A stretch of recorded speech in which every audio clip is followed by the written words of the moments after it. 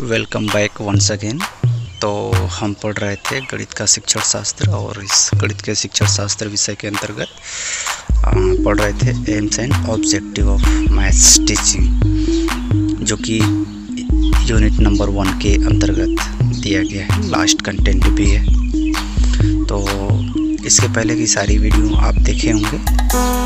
मैं उम्मीद करता हूँ कि आप सभी को ये वीडियो पसंद आया होगा। चलिए आगे बढ़ते हैं। उससे आगे बढ़ने से पहले एक बार क्विक रिवीजन करना चाहूँगा कि हम लोगों ने अब तक इस एम्स एंड ऑब्जेक्टिव के अंतर्गत यही पढ़ा है कि एम्स क्या है, एम्स की परिभाषा क्या है, एम्स को कैसे लिखा जाता है, एम्स के प्रकार क्या है, सामाजिक एम्स क्या है और सांस्कृतिक एम्स और प्रायोगिक एम्स और अनुशासनात्मक एम्स के ऊपर हम लोगों ने चर्चा किया है। ये सब क्या है विस्तृत रूप से इसको समझें। और इसके पहले वाले वीडियो में गणित शिक्षण के उद्देश्य के अंतर्गत हम लोगों ने पढ़ा कि गणित शिक्षण के उद्देश्य का अर्थ क्या है और गणित शिक्षण के उद्देश्य की परिभाषा क्या है। फिर उसके बाद हम लोगों ने पढ़ा था कि इसके अंतर्गत हम लोगों ने बस यही देखा था कि ये लक्ष्य का जो छोटा रूप है और लक्ष्य की तरह ही होता है। अगर लक्ष्य बहुत छोटा है तो वह उद्देश्य का रूप ले लेता है।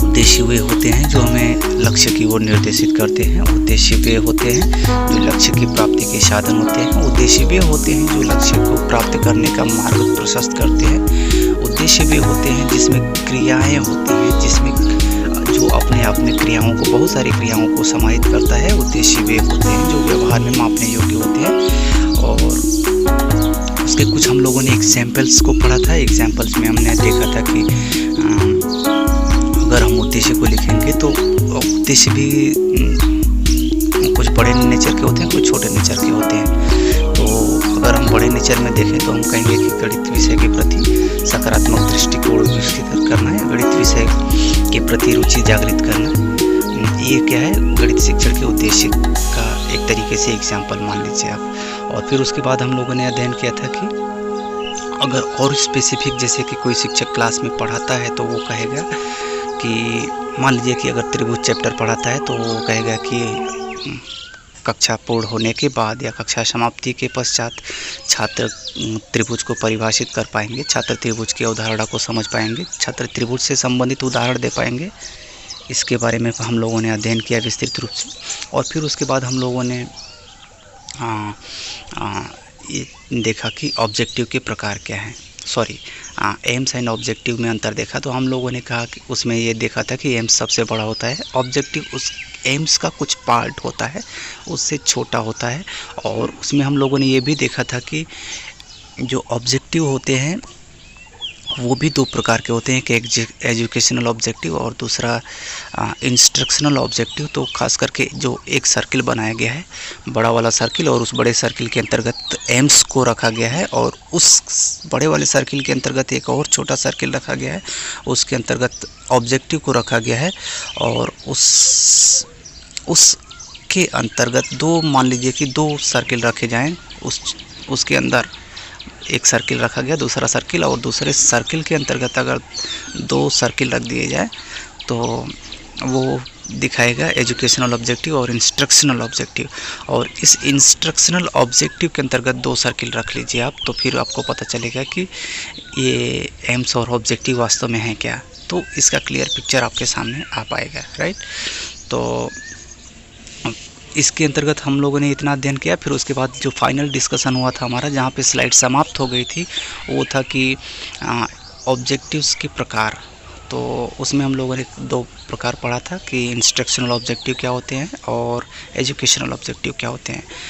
तो अगर आपको कोई भी किसी भी प्रकार का कन्फ्यूज़न होगा तो प्लीज़ आप मुझे मेरे ईमेल आईडी पे या उसी ग्रुप में आप क्वेश्चन पूछ सकते हैं। तो चलिए नेक्स्ट जो टॉपिक है एजुकेशनल ऑब्जेक्टिव, उसके ऊपर हम लोग विस्तृत चर्चा करते हैं।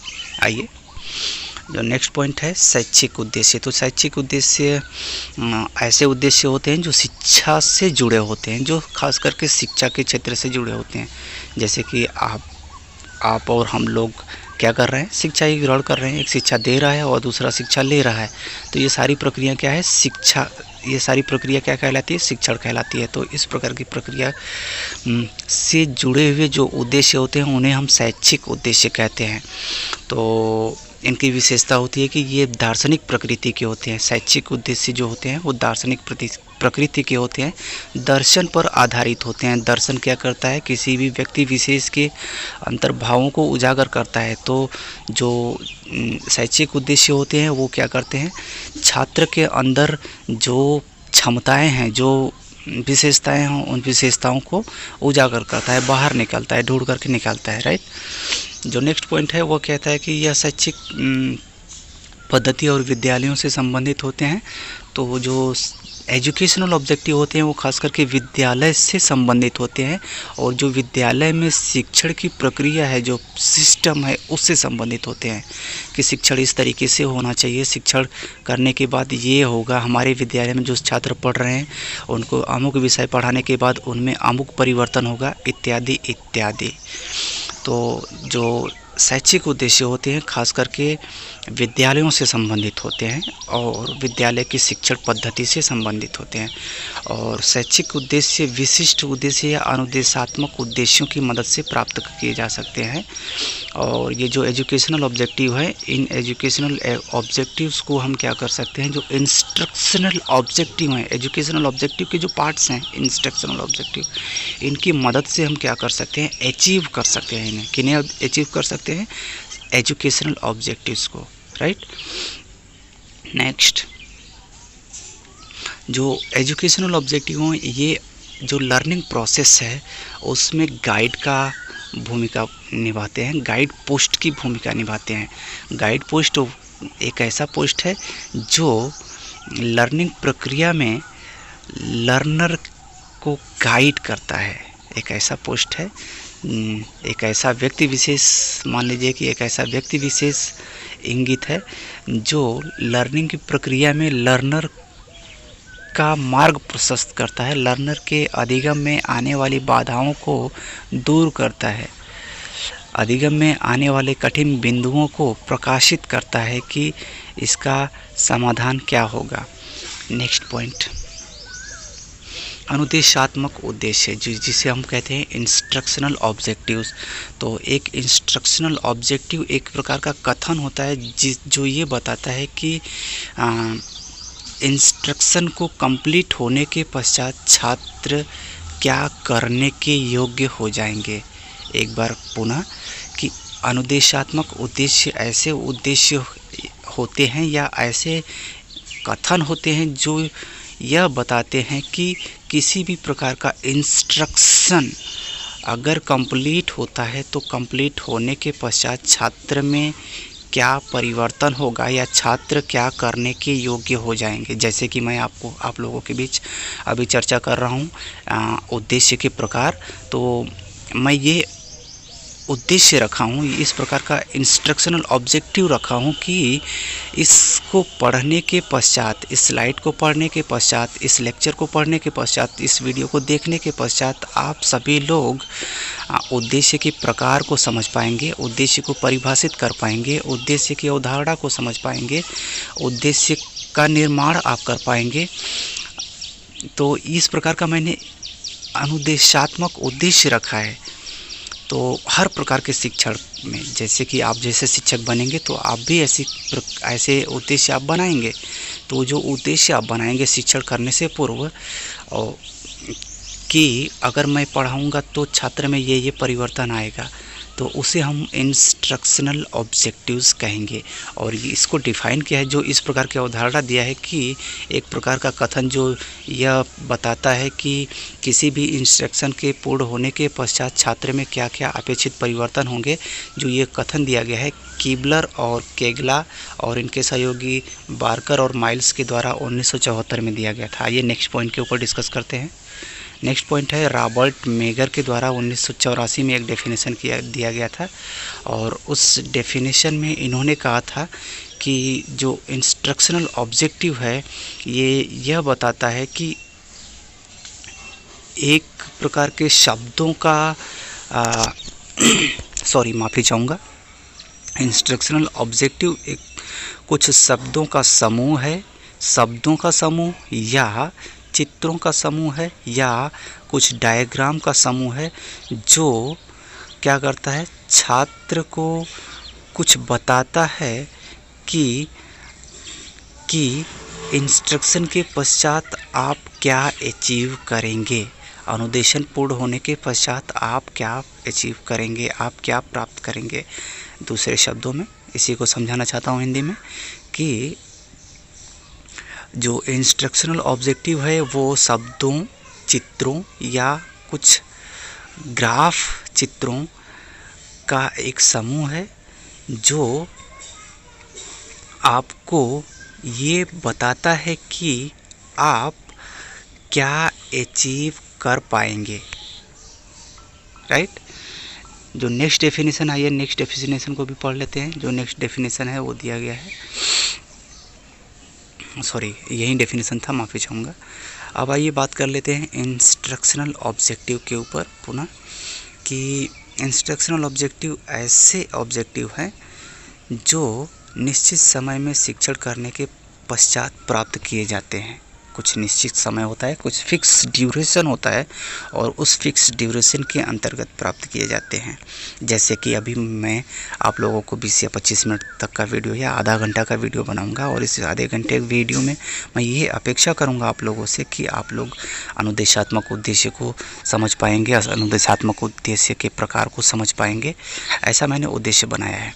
तो ठीक उसी प्रकार से अनुदेशात्मक उद्देश्य को डिफाइन किया गया है कि अनुदेशात्मक उद्देश्य एक ऐसे उद्देश्य हैं जिन्हें हम निश्चित समय में शिक्षण करने के पश्चात, शिक्षण करने या अनुदेशन करने के पश्चात प्राप्त किए जा सकते हैं। ये लक्ष्य के छोटे रूप होते हैं। कौन छोटे रूप होते हैं? लक्ष्य के छोटे रूप होते हैं। कौन छोटे रूप होते हैं? अनुदेशात्मक उद्देश्य। तो ये जो अनुदेशात्मक उद्देश्य होते हैं लक्ष्य के छोटे रूप होते हैं और इन्हें विशिष्ट उद्देश्यों या सामान्य उद्देश्यों की मदद से प्राप्त किए जा सकते हैं। अनुदेशात्मक उद्देश्य को हम विशिष्ट उद्देश्य और सामान्य उद्देश्यों की मदद से प्राप्त करते हैं। आगे आपको विशिष्ट उद्देश्य और सामान्य उद्देश्य समझने को मिलेगा। आइए नेक्स्ट पॉइंट के ऊपर चर्चा कर लेते हैं। शिक्षण सहायक सामग्री एवं अन्य पाठ्यक्रम सामग्रियों की मदद से छोटे समय में प्राप्त किए जा सकते हैं। ये जो इंस्ट्रक्शनल ऑब्जेक्टिव्स होते हैं इन्हें शिक्षण सहायक सामग्रियों, ऐसी सामग्रियां जो शिक्षण कार्य करने में सहायक होती हैं, जैसे कि एक शिक्षक चौक की मदद से शिक्षण करता है, ग्राफ की मदद से शिक्षण करता है, आईसीटी की मदद से शिक्षण करता है, पावर पॉइंट प्रोजेक्टर की मदद से शिक्षण करता है, वीडियो के माध्यम से शिक्षण करता है या कुछ चार्ट दिखा करके शिक्षण करता है या अन्य किसी प्रकार की सहायक सामग्री का उपयोग करके शिक्षण करता है। तो इन्हें हम जो शिक्षण में सहायक होती हैं उन्हें हम शिक्षण सहायक सामग्री कहते हैं। तो जो अनुदेशात्मक उद्देश्य होते हैं वो शिक्षण सहायक सामग्री और अन्य पाठ्य सामग्रियों की मदद से छोटे समय में, खास करके 1 घंटे मान लीजिए, क्योंकि 1 घंटे का सामान्य क्लास होता है, हायर एजुकेशन में 1 घंटे का होता है, लेकिन स्कूल एजुकेशन में 35 मिनट का होता है, 40 मिनट का होता है। तो जो 40 मिनट का ड्यूरेशन है उस 40 मिनट के ड्यूरेशन में शिक्षण सहायक सामग्रियों की मदद से और अन्य पाठ्यक्रम सामग्रियों की मदद से अनुदेशात्मक उद्देश्य को प्राप्त किए जा सकते। राइट। तो जो नेक्स्ट पॉइंट है वो है कि अनुदेशात्मक उद्देश्य एक्शन वर्ब की मदद से बनाए जाते हैं। बहुत ही इम्पोर्टेंट पॉइंट है कि जो अनुदेशात्मक उद्देश्य हैं वो एक्शन वर्ब की मदद से बनाए जाते हैं। एक्शन वर्ब अभी मैं पिछली क्लास में मैंने आप लोगों को बताया था एक्शन वर्ब क्या होते हैं। एक्शन वर्ब जब हम ब्लूम्स टैक्सोनॉमी पढ़ रहे थे तो उसमें हमने बताया था कि एक्शन वर्ब वे शब्द होते हैं जो हमें यह बताते हैं कि हमारे द्वारा कथित कथन में कर्ता किस शारीरिक या मानसिक स्थिति में है, या दूसरे शब्दों में हम कह सकते हैं इसी को कि हमारे द्वारा कथित कथन में, सॉरी माफ़ी चाहूँगा और इस लाइन को पुनः पूरा करता हूँ कि एक्शन वर्ब वे शब्द होते हैं जो हमें यह बताते हैं कि हमारे द्वारा कथित कथन में कर्ता किस शारीरिक या मानसिक स्थिति का प्रयोग कर रहा है। जैसे कि आप कोई प्रश्न पूछ रहे हैं तो वो प्रश्न आप कुछ शब्दों का इस्तेमाल कर रहे हैं उस प्रश्न में, तो उन शब्दों का अगर इस्तेमाल करेंगे आप तो जो छात्र है उस प्रश्न का उत्तर देते समय कौन सी मानसिक स्थिति में होगा, कौन से बौद्धिक स्तर से उस प्रश्न का जवाब देगा। तो एक्शन वर्ब ये डिसाइड करते हैं कि अगर आप मुझे प्रयोग करेंगे तो छात्र किस लेवल से उत्तर देगा। ये बताते हैं, क्या बताते हैं कि अगर मुझे प्रयोग किया जाएगा, एक्शन वर्ब ये बताते हैं कि अगर मुझे प्रयोग किया जाएगा किसी कथन में या किसी प्रश्न में तो मैं ये बताऊंगा कि छात्र किस मानसिक स्थिति या शारीरिक स्थिति का प्रयोग करके आपके प्रश्नों का जवाब दे रहा है। राइट, नेक्स्ट पॉइंट के ऊपर मूव करते हैं। तो अनुदेशात्मक उद्देश्य स्मार्ट प्रकृति के होते हैं, बहुत ही स्मार्ट होते हैं। इसको हमने काफ़ी बार आप लोगों के बीच चर्चा किया है। तो जो instructional objectives are very smart in nature. तो well said, we have already been discuss about the smart, what is exactly the full form of smart is. तो स्मार्ट का फुल फॉर्म यहाँ पे इस फिगर में आप लोगों के सामने क्लियरली दिखाया गया है।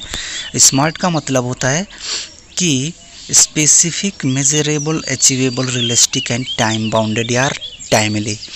तो ये स्मार्ट का फार्मूला है और स्मार्ट की मदद से ही हम इंस्ट्रक्शनल ऑब्जेक्टिव को बनाते हैं। माय डियर गुड बॉय, अभी इस स्मार्ट ऑब्जेक्टिव की तरह स्मार्ट फार्मूले का प्रयोग करके हम इंस्ट्रक्शनल ऑब्जेक्टिव को बनाते हैं। केवल इंस्ट्रक्शनल ऑब्जेक्टिव को ही नहीं, हम लोग स्मार्ट फार्मूले का प्रयोग करके एजुकेशनल ऑब्जेक्टिव को बनाते हैं। स्मार्ट फार्मूले का प्रयोग करके हम लोग कह सकते हैं कि लक्ष्य को भी बनाते हैं, लेकिन लक्ष्य थोड़े बड़े नेचर के होते हैं, इसीलिए उसमें स्पेसिफिकेशन नहीं दिख पाता है, उसमें टाइम नहीं दिख पाता है और रियलिस्टिक नहीं आ पाती है। तो कहना उचित होगा कि स्मार्ट फार्मूले की मदद से हम उद्देश्यों का निर्माण करते हैं, ना कि लक्ष्यों का। अगर रिसर्च आप पढ़ेंगे तो लक्ष्य का भी निर्माण किया जा सकता है। तो अभी के लिए आप बस इतना ही जानिए कि स्मार्ट फार्मूले की मदद से उद्देश्यों का निर्माण किया जा सकता है। तो जो इंस्ट्रक्शनल ऑब्जेक्टिव्स होते हैं, अनुदेशात्मक उद्देश्य होते हैं, इनको स्मार्ट फार्मूले की मदद से बनाया जाता है। आइए स्मार्ट को समझ लेते हैं विस्तृत रूप से। स्मार्ट में 5 अक्षर मिलकर के बने हैं, SMART। एस का मतलब है स्पेसिफिक, स्पेसिफिक का मतलब है कि साधारण और स्पष्ट। मेजरेबल का मतलब है कि मापने योग्य, व्यवहार में मापने योग्य, जो छात्र के व्यवहार में देखेंगे और दिखने के पश्चात उन्हें हम माप सकें, ऐसे उद्देश्य बनाए जाएं।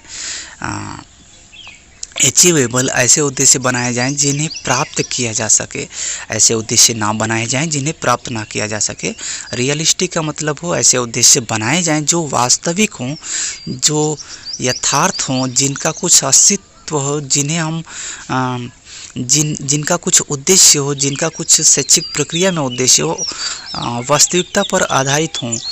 तो उद्देश्य को रियलिस्टिक होने चाहिए, यथार्थ होने चाहिए, सार्थक होने चाहिए और उद्देश्य को समयबद्ध होने चाहिए, समय पर प्राप्त करने योग्य उद्देश्य होने चाहिए। ऐसे उद्देश्य आप ना बनाएं कि जो समय पर प्राप्त न कर सके, जिन्हें आप व्यवहारिक जीवन में देख ना सकें, जिन्हें आप यथार्थ न कर सकें, जिनका आप चरितार्थ न कर पाएँ, जिन्हें आप प्राप्त न कर पाएँ, जिनका आप मापन न कर सकें, जो आपके लिए कठिन हो। ऐसे उद्देश्य आप बिल्कुल ना बनाएं, चाहे वो शिक्षण के हों या किसी भी प्रकार के उद्देश्य क्यों ना हों। तो आइए नेक्स्ट स्लाइड के ऊपर मूव करते हैं। अभी नेक्स्ट जो पॉइंट है वो है इंस्ट्रक्शनल ऑब्जेक्टिव्स के प्रकार। इंस्ट्रक्शनल ऑब्जेक्टिव के प्रकार, जो अनुदेशात्मक उद्देश्य हैं उनके प्रकार। तो अनुदेशात्मक उद्देश्य के 2 प्रकार होते हैं, एक जनरल ऑब्जेक्टिव और स्पेसिफिक ऑब्जेक्टिव्स। जनरल ऑब्जेक्टिव को हम सामान्य उद्देश्य कहते हैं, स्पेसिफिक ऑब्जेक्टिव को हम विशिष्ट उद्देश्य कहते हैं। सामान्य उद्देश्य और विशिष्ट उद्देश्य आपके शिक्षण प्रक्रिया में काफ़ी लाभदायक होगा। जब आप शिक्षक के रूप में काम करेंगे तो आपको समझ में आएगा कि सामान्य उद्देश्य क्या है और विशिष्ट उद्देश्य क्या है। तो ये बहुत ही इम्पोर्टेंट पॉइंट है आपके शिक्षण के दृष्टिकोण से, इस चीज़ को समझिए अच्छे तरीके से। सामान्य उद्देश्य, अभी आपके पास अभी काफ़ी चीज़ें हम लोगों ने डिस्कस कर लिया है, तो ये सामान्य उद्देश्य और विशिष्ट उद्देश्य को समझने में थोड़ी सी परेशानी होगी, तो मैं आपको एक डायग्राम के माध्यम से आपको समझाना चाहता हूँ कि ये मान लीजिए कि ये बड़ा सा डायग्राम है, ये बड़ा सा सर्किल है, इसको आप मान लीजिए कि ये क्या है, ये आपका एम है, क्या है, एम है। और इस सर्किल के अंदर एक और सर्किल आप ड्रा कर लेते हैं, मान लीजिए कि ये सर्किल आपने ड्रा किया और इसे आप कह रहे हैं क्या कि ये हमारा है ऑब्जेक्टिव है, क्या है, ऑब्जेक्टिव है, ये आपका ऑब्जेक्टिव हो गया। और इस सर्किल के अंदर अगर आप सर्किल बनाते हैं, मान लीजिए कि इस प्रकार का सर्किल हमने बना दिया, एक सर्किल, और इसको एक सर्किल बना दिया थोड़ा सा छोटा, इससे छोटा है, तो ये सर्किल को आप कह सकते हैं कि ये हमारा है एजुकेशनल ऑब्जेक्टिव्स, राइट। और इस सर्किल को आप कह सकते हैं कि ये है आपका इंस्ट्रक्शनल ऑब्जेक्टिव, कैसा, इंस्ट्रक्शनल ऑब्जेक्टिव्स, राइट। अब इस इंस्ट्रक्शनल ऑब्जेक्टिव के अंतर्गत दो ऑब्जेक्टिव आते हैं, एक होता है सामान्य, ये इसके अंदर बड़ा सा सर्किल बना दिया, और इस सर्किल के अंदर भी मैंने एक छोटा सा सर्किल ऐसे ड्रा कर दिया, ये। तो आई होप कि आपको समझ में आया होगा। अब ये जो अंदर में छोटा सा सर्किल है, इसको मैं यहाँ कर देता हूँ, ये है आपका स्पेसिफिक ऑब्जेक्टिव, कैसा है, स्पेसिफिक ऑब्जेक्टिव, इसे हम कहेंगे स्पेसिफिक ऑब्जेक्टिव। और इस सर्किल के अंदर जो छोटा सा, इस सर्किल से जो बड़ा सा है, ये वाला सर्किल, इसको यहाँ हम लिख देते हैं, क्या है, ये जनरल ऑब्जेक्टिव, इसे हम कहेंगे जनरल ऑब्जेक्टिव। तो ये रहा overall graphical representation of objective. I hope कि आपको ऑब्जेक्टिव और इंस्ट्रक्शनल ऑब्जेक्टिव, स्पेसिफिक ऑब्जेक्टिव और जनरल ऑब्जेक्टिव अच्छे से समझ में आया होगा। तो कहा जा सकता है कि इंस्ट्रक्शनल ऑब्जेक्टिव के पार्ट हैं, क्या, कौन पार्ट हैं, माफ़ी चाहूँगा, अनुदेशात्मक उद्देश्य के पार्ट हैं जनरल उद्देश्य, सामान्य उद्देश्य आप कह सकते हैं, और स्पेसिफिक उद्देश्य। तो जो इंस्ट्रक्शनल उद्देश्य के जो प्रकार हैं, उसके अंतर्गत सामान्य उद्देश्य और विशिष्ट उद्देश्य आते हैं, और सामान्य उद्देश्य का जो छोटा पार्ट है वो स्पेसिफिक ऑब्जेक्टिव है, विशिष्ट उद्देश्य है। अर्थात सामान्य उद्देश्य को विशिष्ट उद्देश्य की मदद से प्राप्त कर सकते हैं, और जो आपकी सामान्य उद्देश्य हैं, उस उद्देश्य की मदद से हम इंस्ट्रक्शनल ऑब्जेक्टिव को प्राप्त कर सकते हैं, और इंस्ट्रक्शनल ऑब्जेक्टिव की मदद से हम एजुकेशनल ऑब्जेक्टिव को प्राप्त कर सकते हैं, और एजुकेशनल ऑब्जेक्टिव की मदद से हम लक्ष्य को प्राप्त कर सकते हैं। आई होप कि आपको क्लियर हुआ होगा कि एग्जैक्ट आइडियोलॉजी क्या है। आइए अब डिटेल में समझते हैं सामान्य उद्देश्य क्या है। तो सामान्य उद्देश्य विशिष्ट उद्देश्य की अपेक्षाकृत कुछ बड़े होते हैं, और इसमें बहुत सारे विशिष्ट उद्देश्य मिलाए जाते हैं, और ये लक्ष्य के छोटे रूप हैं, विशिष्ट उद्देश्य के बड़े रूप हैं, और ये भी स्मार्ट प्रकृति के होते हैं, ये भी स्पेसिफिक होते हैं, सिंपल होते हैं, मेजरेबल होते हैं, और अचीवेबल होते हैं, और रियलिस्टिक होते हैं, और टाइम बाउंडेड होते हैं। जो जनरल ऑब्जेक्टिव होते हैं ये भी स्मार्ट होते हैं। तो वीडियो काफ़ी लंबा हो रहा है, आई होप कि आप यहीं पर इस वीडियो को रोक देना चाहिए। रोकने से पहले एक बार क्विक रिवीजन करना चाहूँगा। अभी हम लोगों ने